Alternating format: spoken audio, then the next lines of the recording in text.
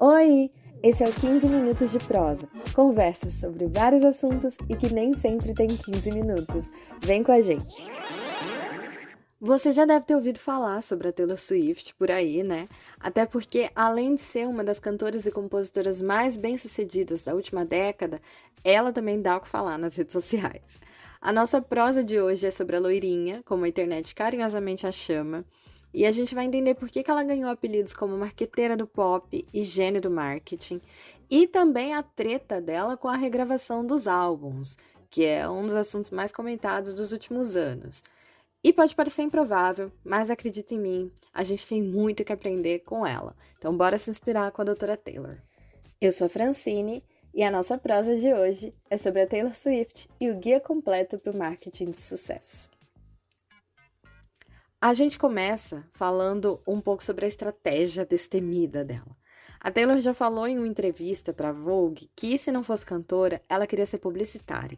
Então não é à toa que, entre os marcos da diva como artista, está a habilidade da estratégia. Com a Taylor, nada nunca é feito por mero acaso, tudo é muito bem pensado. Da divulgação de um novo disco até o anúncio de uma parceria, ela é muito conhecida por dar pistas dos lançamentos para os fãs. Isso mantém o público e a mídia também engajados e faz com que todo o processo, até finalmente escutar as músicas, seja uma verdadeira experiência. As composições dela são o produto, assim como a imagem da Taylor, e ela tem um posicionamento muito bem arquitetado. As estratégias dela são semelhantes ao planejamento de uma grande marca ou de um grande evento, o que é natural para uma popstar dessa magnitude, e seguem algumas leis que todo mundo que quer fazer sucesso precisa aprender. A primeira lei é causar impacto. A Taylor já mostrou que é muito boa nisso e tem poder lançando 2 álbuns surpresa durante a pandemia. O primeiro deles, que se chama Folklore, chegou na calada da noite do nada, sem qualquer divulgação, o que não é muito comum no mundo da música e também não é muito comum no mundo da Taylor, que adora criar pistas e promover os discos de uma maneira criativa. Isso causou tanto impacto, esse elemento surpresa, que ela lançou uma parte 2 do disco, que é o Evermore, pegando carona no sucesso do primeiro e mantendo sempre a qualidade, o que garantiu as vendas, claro. Então, a primeira lei é o impacto. A segunda é instigar o público. A Taylor é conhecida por ser um gênio na hora de dar pistas, citações, emojis, número da sorte, roupas com determinadas cores. Tudo pode ser um chamado easter egg. O universo dela é uma série investigativa que mantém os fãs assistindo todos os passos, procurando dicas de lançamento, novidades. Tudo sempre parece ter uma segunda intenção por trás, assim, o que é bem divertido para o público. Então, esse elemento de investigação e instigar dentro do anúncio e da criação de conteúdo é uma coisa que funciona e faz muito sentido. A terceira lei é possuir uma estética bem definida. Os álbuns da Taylor são divididos em eras, o que é bem comum no mundo do pop. Mas ela faz isso com visuais e posicionamentos de imagem completos e complexos até, dá pra dizer assim. Sem perder a essência, né? Que é o que os fãs procuram. E ainda ganha lançando produtos promocionais de diferentes fases. Por exemplo, pulseiras com cores que remetem aos álbuns antigos. Tudo isso vai criar uma imagem de associação para que o fã se identifique e identifique quando um produto é dela, né? E queira manter aquilo com ele, o que é muito importante quando a gente quer fidelizar um cliente, digamos assim. A quarta lei é experimentar coisas novas.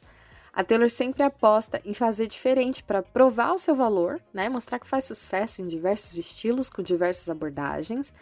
Os álbuns dela já foram do country ao alternativo, ao pop, o que ensina pra gente a inovar no nosso trabalho, mas sem deixar de valorizar o que os fãs e o público fiel, né, que já consome aquilo que a gente produz, realmente quer comprar, quer ver, que seria a nossa essência primordial. A quinta lei é apostar no que vai bem. Apesar dessa inovação toda, a Taylor não mexe em time que tá ganhando, não. Alguns dos maiores sucessos dela foram escritos com os mesmos produtores e com os mesmos diretores também, quando a gente fala de clipes. Isso garante um padrão de qualidade, mantém o trabalho entre amigos, né, com bons profissionais em quem ela confia e com fórmulas que ela já sabe que funcionam, com que ela já sabe que dá certo. Isso é uma dica boa para a gente seguir no nosso dia a dia profissional também. Essa coisa de encontrar a equipe, valorizar a equipe e continuar apostando e só fazendo reparos e lapidações. A sexta lei é cuidar do seu sucesso de perto. Essa é uma das maiores estratégias da loirinha, que é estar sempre à frente de tudo. Ela compõe, produz, dirige os próprios clipes, escolhe os figurinos, pensa nos conceitos. Dá lista aí, viu? Cuidado que é seu é muito importante. Se manter estudando para alcançar novos campos também. Então, se a gente quer fazer uma coisa bem feita, a gente precisa entender isso também para conseguir desenvolver melhor, né? E ela sabe bem disso, é uma coisa importante para a gente aprender na nossa carreira. A sétima lei é pensar nos detalhes. Os álbuns da Taylor já performam bem quando se trata das vendas puras, aquelas vendas que vêm naturalmente, assim, mas eles também têm uma ajudinha dos detalhes. Ela investe em CDs exclusivos, em promoções temporárias, em brindes, né? Como eu citei aí a pulseira de várias cores. Um bom exemplo disso são as quatro versões da capa do vinil do novo álbum dela, o Midnights. Juntas, essas 4 capas formam um relógio. E, acredite em mim, tem fãs que compram as 4 versões. Essa estratégia, ela é legal, né? Porque a pessoa que quer colecionar aquilo, que gosta do seu produto, que confia no seu trabalho, ela vai investir naquilo, ela sabe que é bom, né? Principalmente quando o detalhe é bem pensado e dá aquela sensação de exclusividade. Já deu para perceber só aí que a Taylor controla muito bem os seus fatores internos, né? A própria imagem, o interesse dos fãs, o que ela sabe que eles querem ver, além da qualidade do produto. Mas a gente não pode esquecer que existem fatores externos que influenciam em qualquer carreira. A Taylor regravou um dos álbuns dela, né, recentemente, o Red, e em uma das canções da versão regravada, ela reflete sobre a fama com a frase: "Será que você ainda vai gostar de mim quando eu não for nada de novo?" Esse paralelo serve para a situação da própria Taylor. Ela está regravando esses álbuns antigos, e se você não está por dentro do assunto, eu te explico. De uma maneira bem descomplicada.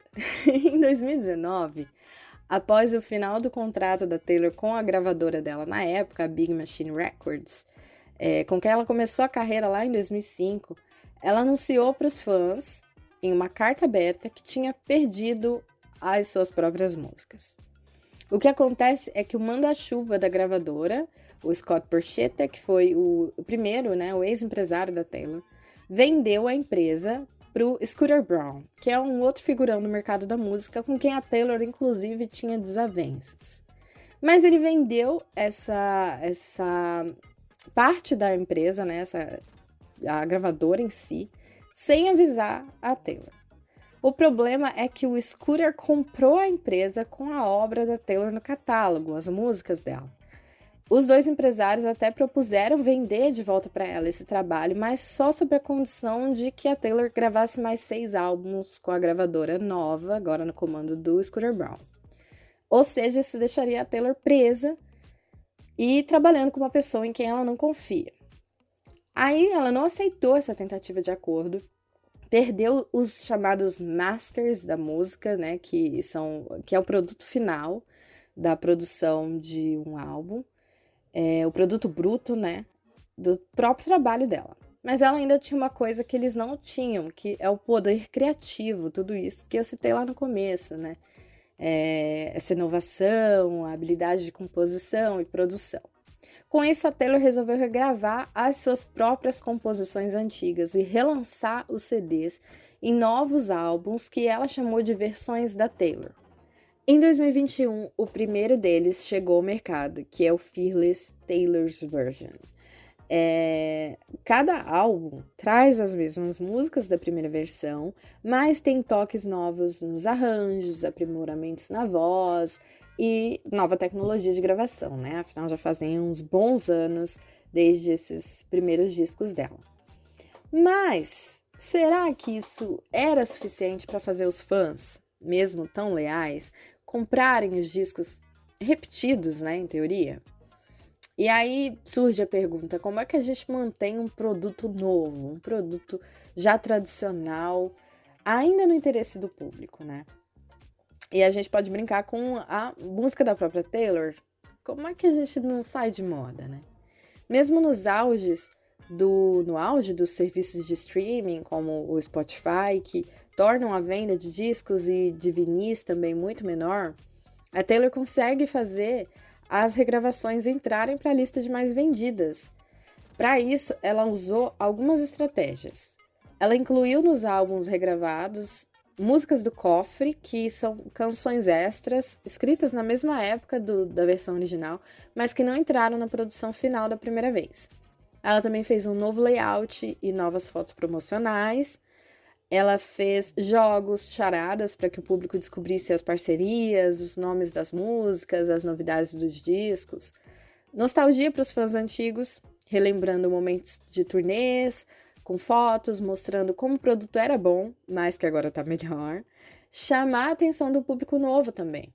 Ela incluiu as músicas regravadas em outros canais, como em trilhas sonoras de filmes, em séries, em outras redes sociais também, como o TikTok, que é uma coisa que não existia na época. Além disso, no álbum Red, Taylor's Version, ela atendeu a um pedido antigo do público. Ela lançou uma versão estendida da música preferida dos fãs, que é All Too Well. Ela ganhou uma versão de 10 minutos e até um curta-metragem no YouTube, dirigido pela própria Taylor, estrelando dois dos atores mais queridos dessa geração, que é a Sadie Sink, que é a Max, de Stranger Things, e o Dylan O'Brien, que é muito conhecido por Teen Wolf e por Maze Runner, e que é um ator já mais antigo, né? Mais velho. E com isso ela pegou duas gerações, os fãs novos e os fãs antigos. Essa estratégia toda também faz sentido na nossa própria carreira, quando a gente para pensar na vida útil de um produto, né? Como eu falei. O tempo todo a gente é bombardeado com novidade, com lançamento e até inovações tecnológicas que podem fazer o que a gente tem a oferecer deixar de ser novidade. Por isso é fundamental saber se reinventar, encontrar novas funções e novos canais, pensar em oferecer o que ninguém mais oferece e trabalhar para ser melhor, competindo com a sua própria versão antiga antes de competir com o resto. Igual a Taylor competindo com os seus próprios álbuns antigos. Afinal, a intenção dela é que os fãs ouçam as versões novas, as versões regravadas, e não as primeiras versões. E tem outro segredo de ouro, que é aprender a atrair o novo público, sem esquecer de reconquistar o antigo. Aí você oferece a sensação de exclusividade e pensa na experiência do seu consumidor como um todo. Seja relançando produtos velhos como novidade de mercado, inventando charadas e brincadeiras ou vendendo as próprias polêmicas da melhor maneira possível, a Taylor sempre mantém uma coisa, que é a atenção ao que o público mais quer. No caso dela, os fãs se preocupam com a qualidade das composições e com o conceito de cada era, e é com isso que ela mais se compromete. Recentemente, ela foi premiada Compositora da Década, e ela sabe que se o público compra um produto, no caso dela, a música, por um motivo, você não pode deixar esse motivo se perder. Sendo assim, se você oferece o melhor preço, ou mais rapidez na entrega, ou exclusividade, ou prosa de qualidade, é nisso que você tem que investir. Essa estratégia é chamada na comunicação de Reason Why, que em bom português é o motivo principal para o seu produto ser comprado, a razão de compra. O novo álbum da Taylor é o assunto do momento nas redes sociais, já bateu vários recordes, e toda a divulgação do disco, que tem o conceito de meia-noite, tem sido feita nas meias-noites. Inclusive no TikTok, que é a rede social do momento, e que imita um barulho de qual objeto mesmo? De um relógio, então tem tudo a ver com meia-noite.